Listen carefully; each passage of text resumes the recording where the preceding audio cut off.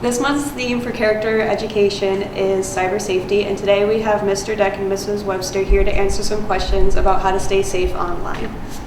So starting with Mrs. Webster, what does it mean to stay safe on the web?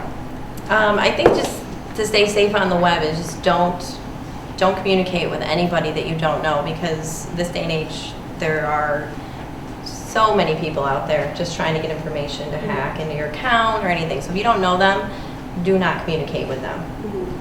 So are there any things that you shouldn't send or shouldn't do online?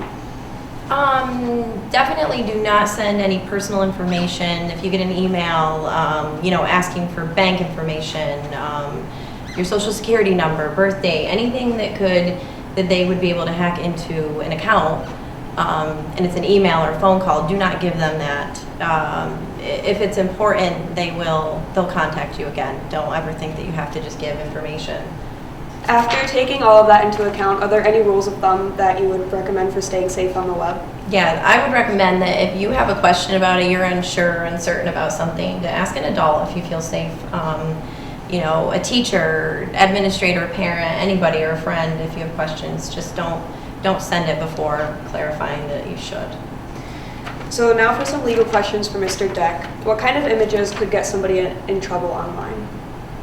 Well, along with the explicit pictures that everybody would think of initially, we'd have to think about drug use and alcohol use that may be associated with the school campus itself.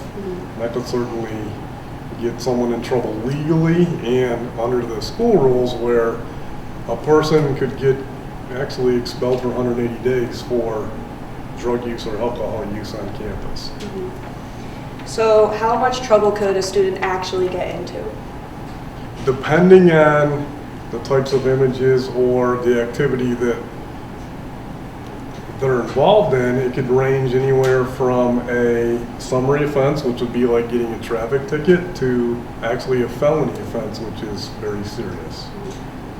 So now knowing these things are pretty serious, what advice would you give to a student who's sent or taken some of these pictures? Well, I really don't have any advice as far as pictures that have already been sent, but just know that if they're sent, they're out there and can be accessed by the police or the authorities, and I think it would come into play as far as the statute of limitations on whatever crimes we're talking about.